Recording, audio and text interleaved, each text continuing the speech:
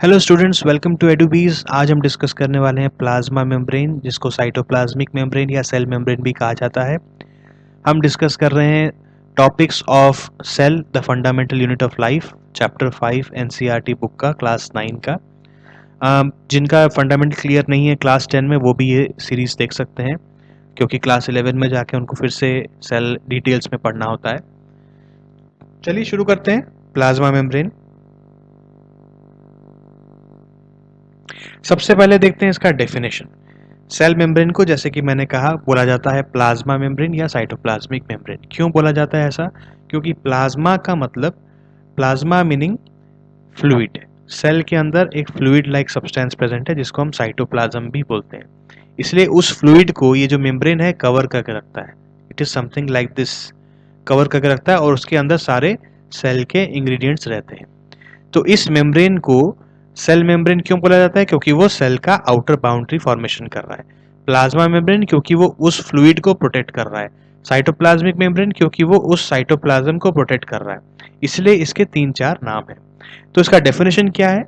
ये एक तरह का बायोलॉजिकल मेम्ब्रेन है जो सेल को कवर करता है और उसके आउटर एनवायरनमेंट से उसके इंटीरियर एनवायरनमेंट को सेपरेट करता है। Very simple. इंटीरियर एनवायरनमेंट में क्या है? सेल का साइटोप्लाज्म है, सेल ऑर्गेनल्स हैं, न्यूक्लियस है, हेड ऑफिस है, सब कुछ है। तो उसको आउटसाइड हार्मफुल एनवायरनमेंट से, हो सकता है कभी आउटसाइड एनवायरनमेंट जो है वो सेल के लिए हानिकारक है, वो इतना फेवरेबल नहीं है, तो सेल को हार्म पहुंचा सकता है।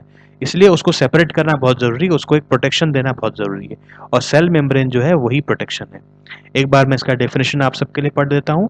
It is a biological membrane that forms a covering of a cell and separates the interior of all cells from the outside environment. Very simple. नहीं समझ आया तो मेरे से कमेंट सेक्शन में पूछना, बहुत ही आसान है, सिंपल लैंग्वेज में बता रहा हूँ। अब आप सेल को एक पैलेस के साथ कंपेयर करें, एक राजमहल के साथ कंपेयर करें। अंदर में राजा साहब डीएनए बैठे हुए हैं अपनी राजगद्दी में, राजगद्दी है उनका न्यूक्लियस। और वो क्या करते हैं, पैलेस में जब भी आप किसी राजा महाराजा से मिलने जाते हैं, आजकल तो ऐसा कुछ है नहीं, पहले के ज़माने की बात कर रहा हूँ, कोई भी हो, किसी को भी अगर उस महल में एंट्री करना है तो पहले उसको ये तो बताना होता है कि मिलने का कारण क्या है। इवन आज भी जब हम बड़े बड़े गवर्नर हाउस या पार्लियामेंट हाउस में जाते हैं तो पहले हमें अपॉइंटमेंट लेना होता है। फिर हम जब एंट्री करने जा रहे हैं तो हमें अपना वीआईपी पास कुछ दिखाना होता है, और हमें ये बताना होता है कि हमें अंदर जाके किससे काम है, क्या काम है, कितना देर तक का काम है, और हम क्या काम करने आए हैं।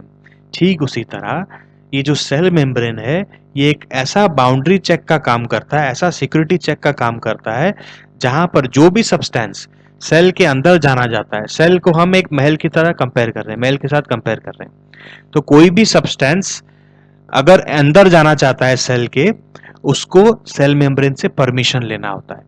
ऐसा एरा गैरा नथु गैरा कोई भी सब्सटेंस अंदर नहीं घुस पाएगा। ओनली सिलेक्टिव सब्सटेंस ही अंदर घुस सकता है, ओनली सिलेक्टिव सब्सटेंस को ही ये परमिशन देगा। ठीक है, इसलिए सेल मेम्ब्रेन को हम सिलेक्टिवली परमिएबल मेम्ब्रेन भी बोलते हैं। सिलेक्टिवली परमिएबल मेम्ब्रेन मतलब सिलेक्टिव सब्सटेंसेस को परमिशन देता है। समझ आ गया? अभी आप एक यहाँ पर बहुत ही ब्यूटीफुल फिगर मुझे दिखा था, ये देखिए पहला फिगर में क्या है। सेल पूछ रहा है क्या है भैया? सॉल्ट आपकी हमारे जरूरत नहीं है अभी सेल में, सेल के अंदर काफी सॉल्ट रखा हुआ है, वो यूज हो रहा है, जब जरूरत पड़ेगा हम आपको बोलेंगे, लेकिन सॉल्ट एंटर करना चाहता है। बट सेल मेम्ब्रेन सीधा बोल दिया, यू शैल नॉट पास, आपको अंदर जाना अलाउड नहीं दिया जाएगा, क्योंकि अभी हमें इंस्ट्रक्शन है कि कोई भी सॉल्ट अंदर नहीं जाना चाहिए। तो यहाँ पर वो क्या कर रहा है, सॉल्ट को सेल के अंदर जाने से रोक रहा है। ठीक है, सिलेक्टिव हो गया, सॉल्ट को जाने रोक दिया, लेकिन उसी जगह अगर कोई न्यूट्रिशन आ जाता है, फॉर एग्जांपल ग्लूकोज आ जाता है, और उसको सेल की बहुत जरूरत है, क्योंकि सेल को इस ग्लूकोज से काफी एनर्जी मिलती है, तो सेल मेम्ब्रेन बहुत ही विनम्रता पूर्वक उसके पहले कारण सारा समझ लेता है, उसका नाम आइडेंटिफिकेशन कर लेता है कि भाई हाँ ये न्यूट्रिएंट है, और सेल को इंस्ट्रक्शन, सेल मेम्ब्रेन को इंस्ट्रक्शन है कि हमें इस न्यूट्रिएंट को अंदर आने देना है। तो सेल मेम्ब्रेन इजीली बोलता है you may enter young nutrient. So it's a kind of story form में मैं आपको दिखा रहा हूँ। हमेशा एक सेल को मैं महल या राजमहल के साथ कंपेयर करता हूँ, मुझे बड़ा मजा आता है, क्योंकि जितने भी उस टाइम के राजा महाराजा के जो डिपार्टमेंट्स और जैसा उनका एडमिनिस्ट्रेशन वगैरह था, मैं उसको इजीली कंपेयर कर सकता हूँ सेल के अंदर के एडमिनिस्ट्रेशन के साथ। ठीक है, तो यहाँ हम क्लियर हो गए कि सेल सिर्फ सिलेक्टिव सब्सटेंसेस को ही अपने, sorry not cell, cell membrane selective substances को ही अपने अंदर आने देगा या अंदर से बाहर जाने देगा, इसलिए हम इसको बोलते हैं सिलेक्टिवली परमिएबल मेम्ब्रेन। ओके, या हम इसको ऐसा भी बोल सकते हैं, एक और नाम है सेमी परमिएबल मेम्ब्रेन या पार्शियली परमिएबल मेम्ब्रेन। सेमी मतलब वही वैसा ही, सिलेक्टेड या जितना जरूरी है उतना ही। पार्शियल मतलब आपको पता है पार्शियल वर्ड का मतलब, इसलिए उसके अलग अलग नाम भी दिए गए हैं। सेल मेम्ब्रेन कहाँ रहता है? एनिमल सेल में रहता है, प्लांट सेल्स में रहता है, दोनों के आउटर बाउंड्री कवरिंग में रहता है। ये देखिए, ये एनिमल सेल्स का है, ये प्लांट सेल्स का है। प्लांट सेल में पहले सेल मेम्ब्रेन रहता है, उसको कवर करता हुआ एक सेल वॉल रहता है। ठीक है, क्या ये यूकैरियोटिक एंड प्रोकैरियोटिक सेल्स दोनों में पाया जाता है? हाँ, सेल मेम्ब्रेन आपको दोनों में मिलेगा। यूकैरियोटिक सेल्स में भी मिलेगा विच इज एनिमल सेल और प्लांट सेल, और प्रोकैरियोटिक सेल्स में भी मिलेगा जैसे कि बैक्टीरिया हो गया, तो वहां पर भी मिलेगा। स्ट्रक्चर ऑफ प्लाज्मा मेम्ब्रेन क्या है? Plasma membrane is made up of phospholipid bilayer. ये देखिए, ये जो आपको दिख रहा है फिगर, इसको हम बोलते हैं फॉस्फोलिपिड बाइलेयर। फॉस्फोलिपिड क्या है? It is a chemical which has phosphate and lipid. Lipid is nothing but a fat. ठीक है, it is a fatty substance. अब फैट क्या है? ये जो आपको दो टेल दिख रहा है नीचे का, ये दोनों टेल बना है फैटी एसिड से। किससे बना है? फैटी एसिड से। और ये फैटी एसिड, फैट आपको पता है, फैट का और वाटर का जन्मों जन्मांतर तक रिश्ता नहीं है। कभी भी फैट और वाटर आपस में नहीं मिल सकते, दोनों एंटी पार्टीज हैं। आप देखे भी हैं, कभी आप पानी में ऑयल मिला के देखिए, ऑयल ऊपर तैर रहा होगा, कभी वो पानी में मिलेगा नहीं। इसीलिए ये जो फैटी एसिड्स है, ये फैटी एसिड टेल है, इन टेल का नाम दिया गया है hydrophobic non polar tail. Hydro मतलब क्या? वाटर। फोबिक मतलब फोबिया वर्ड से आया है, मतलब फियर। तो these tails are water fearing, इनको पानी से डर लगता है, ये पानी से कभी भी नहीं मिल पाएंगे, इनको डर लगता है। यही आपका एक लॉजिकल पॉइंट है जहां पर आप याद कर सकते हैं कि क्योंकि ये टेल्स फैटी एसिड से बना हुआ है और फैटी एसिड कभी वाटर से नहीं मिलता, इसलिए ये टेल्स हो गया हाइड्रोफोबिक नॉन पोलर टेल्स। ठीक है, नॉन पोलर मतलब इसमें चार्जेस नहीं है, न्यूट्रल फैटी एसिड, इसलिए नॉन पोलर बोला गया। अब पोलर का मतलब क्या? जो ऊपर वाला हेड पोर्शन आपको दिख रहा है, वो हेड पोर्शन है हाइड्रोफिलिक पोलर हेड। ये मेनली ग्लिसरॉल से बनता है, वहां पर फॉस्फेट भी रहता है। तो दिस इज हाइड्रोफिलिक, हाइड्रो मतलब वाटर, फिलिक मतलब loving. So this is water loving, पानी से इसको बहुत प्यार है, तो पानी के साथ इसका अटैचमेंट हो सकता है, लेकिन टेल्स का पानी के साथ अटैचमेंट होने का कोई भी संभावना नहीं है। तो ये एक फॉस्फोलिपिड मैं आपको समझाया, ऐसे लाखों करोड़ों अरबों फॉस्फोलिपिड बन के एक लेयर बनता है। ये आपका पहला लेयर है, दिख रहा है आपको, ये पहला लेयर है, ये ऊपर का लेयर है। मान लीजिए सेल का आउटर लेयर है, जो ये सेल की बाहर की तरफ फेस कर रहा है, आउट की तरफ फेस कर रहा है, ओ यू टी। ये लैपटॉप के माउस से लिख रहा हूँ, इसलिए इतना गंदा हैंडराइटिंग है, मैं इतना गंदा नहीं लिखता हूँ बाय द वे। ठीक है, हो गया। तो इसमें एक और लेयर दिखेगा जो ठीक इस लेयर का मिरर इमेज होगा। ये देखिए यहाँ पर, ये टेल्स है, उसके ठीक नीचे जो नीचे वाला लेयर है वो ठीक ऑपोजिटली अरेंज्ड है फॉस्फोलिपिड। तो ये सेकंड लेयर है, इस सेकंड लेयर में जो फॉस्फोलिपिड्स अरेंज्ड है, it is like a mirror image of the first layer. तो यहाँ पर दो लेयर प्रेजेंट है, first layer and second layer. इसीलिए सेल मेम्ब्रेन के स्ट्रक्चर को बोला गया फॉस्फोलिपिड बाइलेयर। यहाँ पर देखिए लिखा हुआ है फॉस्फोलिपिड बाइलेयर, जहां पर दो लेयर ऑफ फॉस्फोलिपिड्स अरेंज हुआ है। समझ आ गया? क्लियर है इतना? अब सिर्फ फॉस्फोलिपिड नहीं रहता, बल्कि फॉस्फोलिपिड के साथ साथ कुछ प्रोटीन्स भी रहते हैं। क्या प्रोटीन्स? कुछ इंटीग्रेटेड प्रोटीन्स रहते हैं जो आपको अंदर की तरफ दिखेंगे, कुछ एक्सटीरियर प्रोटीन्स रहते हैं जो आपको बाहर की तरफ दिखेंगे, कुछ इंटीग्रेटेड प्रोटीन्स रहते हैं मतलब embedded in the phospholipid bilayer, phospholipid bilayer के ठीक बीच में घुसे रहेंगे, मतलब एकदम बीच में रहेंगे। ठीक है, इमेजिन करें कि आपका एक ब्रेड का लेयर है, और आपने एक ऊपर में एक और ब्रेड का लेयर दिया हुआ है, और उसके बीच में आपने टूथपिक्स को घुसाया हुआ है बीच बीच में कहीं पर। वो टूथपिक्स हो गया आपका ये इंटीरियर प्रोटीन। ठीक है, ब्रेड के ऊपर में आपने बटर लगाया हुआ है, वो जो बटर है आपका हो गया एक्सटीरियर प्रोटीन। और ब्रेड के नीचे में आपने कोई सॉस लगाया है, जो नीचे वाला ब्रेड है उसके नीचे में आपने कोई सॉस लगाया हुआ है, तो वो हो गया आपका ये इंटरनल प्रोटीन्स। ठीक है, अब ये प्रोटीन्स का काम क्या है? देखिए बहुत इंपॉर्टेंट है, प्रोटीन्स का काम कई फंक्शंस में आता है, अभी जितना आपको क्लास 9 में जरूरी है उतना ही बोलूंगा। सेल सिग्नलिंग और सेल सब्सटेंस ट्रांसपोर्ट। कुछ प्रोटीन्स का एक्सटेंशन हुआ है बाहर की तरफ, ये देखिए ये कुछ प्रोटीन्स है, ग्लाइकोप्रोटीन्स इसको बोलते हैं, जो कार्बोहाइड्रेट और प्रोटीन्स का मिक्सचर है। ये बाहर की तरफ एक्सटेंड होकर ऐसा टेल लाइक स्ट्रक्चर बाहर निकला हुआ है, ये सेल रिसेप्टर का काम करता है। जब भी आप किसी के घर जाते हैं, घर जाते ही पहला काम क्या करते हैं, डोर बेल मारते हैं।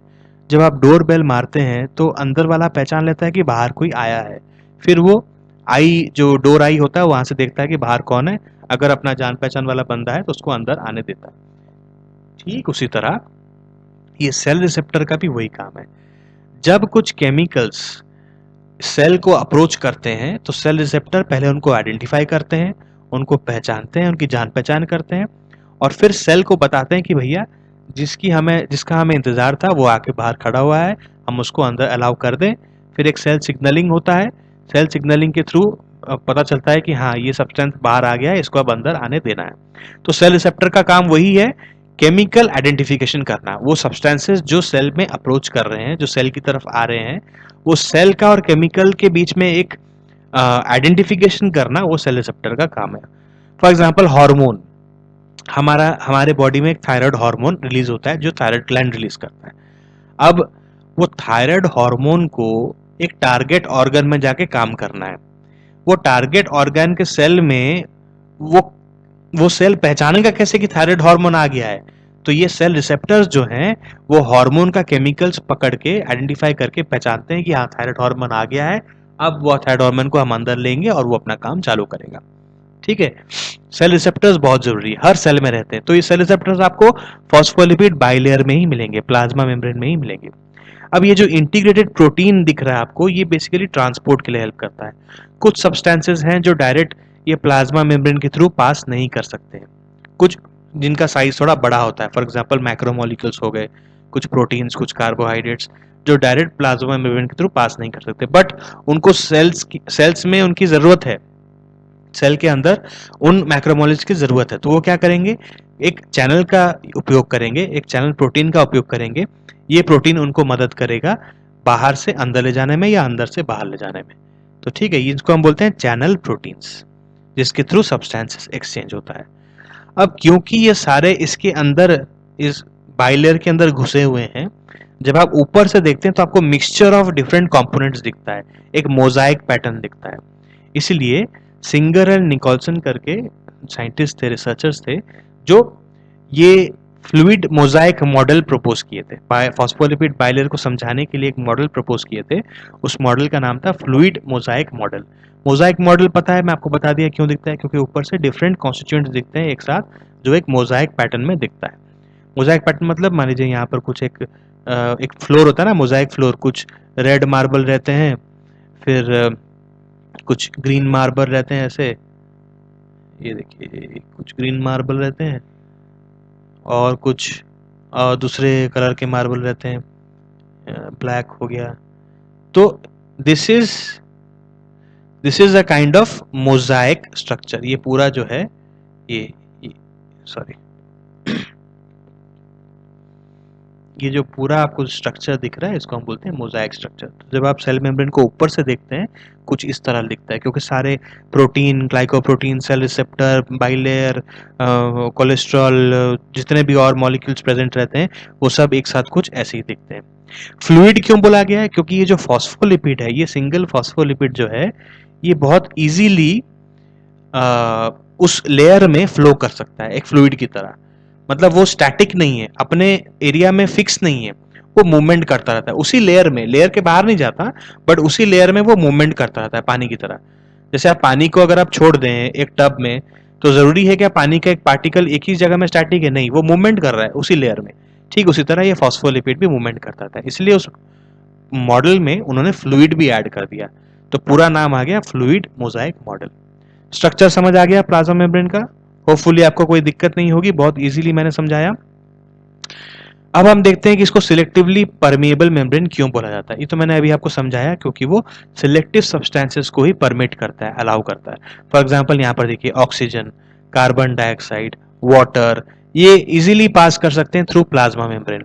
इनको इतना दिक्कत नहीं होगा। तो क्योंकि ये इजीली पास कर सकते हैं, इनके लिए कोई इतना दिक्कत नहीं है। लेकिन जो कुछ बड़े सब्सटेंसेस हैं, जैसे प्रोटीन्स, इनका साइज बड़ा होता है, कार्बोहाइड्रेट्स, इनका साइज बड़ा होता है, कुछ आयन्स है जिनको सेल्स की जरूरत नहीं है, अननेसेसरी चीजें हैं उनको अभी सेल्स की जरूरत नहीं है, तो वो पास नहीं कर सकते। यहाँ पर उनका आना अंदर मना है। उनको बोला गया साहब भैया अभी आपकी कोई जरूरत नहीं है, बाद में अपॉइंटमेंट लेके आइएगा तब देखेंगे क्या करना है, अभी आप वापस जा सकते हैं कृपा। तो यहाँ पर क्या हुआ, यहाँ पर उन्होंने सिलेक्ट कर लिया कौन से सब्सटेंसेस को अंदर जाने देना है, कौन से सब्सटेंसेस को बाहर रखना है। इसलिए इस मेम्ब्रेन का नाम आया सिलेक्टिवली परमिएबल मेम्ब्रेन। क्लियर है, समझ आ गया। अब हम इसके बाद देखेंगे वेरियस ट्रांसपोर्ट सिस्टम क्या होते हैं, कैसे ये सारे केमिकल्स अंदर से बाहर या बाहर से अंदर सेल के ट्रांसपोर्ट करते हैं यूजिंग द प्लाज्मा मेम्ब्रेन। कुछ ट्रांसपोर्ट मैकेनिज्म देखेंगे। अगर आपको ये लेसन पसंद आया, लाइक शेयर कमेंट जरूर करें। सब्सक्राइब तो अभी का भी कर दें, क्योंकि मैं देख रहा हूँ आप लोग सब्सक्राइब ही नहीं कर रहे हैं, वीडियो देख लेते हैं सब्सक्राइब नहीं करते हैं। पता कैसे चलेगा मैं कौन सा वीडियो डालने वाला हूँ। क्लास 9 के बच्चे अभी कभी सारा सब्सक्राइब कर लें, क्योंकि सेल चैप्टर बहुत जल्दी खत्म होने वाला है। उसके बाद मैं शुरू करूंगा why do we fall ill and then tissues chapter. तो काफी हेल्प आपको मिलेगा, फ्री में मिल रहा है, एकदम आपका पढ़ाई हो रहा है, रिवीजन हो रहा है, एग्जाम्स आने वाला है, क्या दिक्कत है। ठीक है, थैंक यू सो मच, मिलेंगे अगले लेसन में। अभी के लिए goodbye, take care of your self.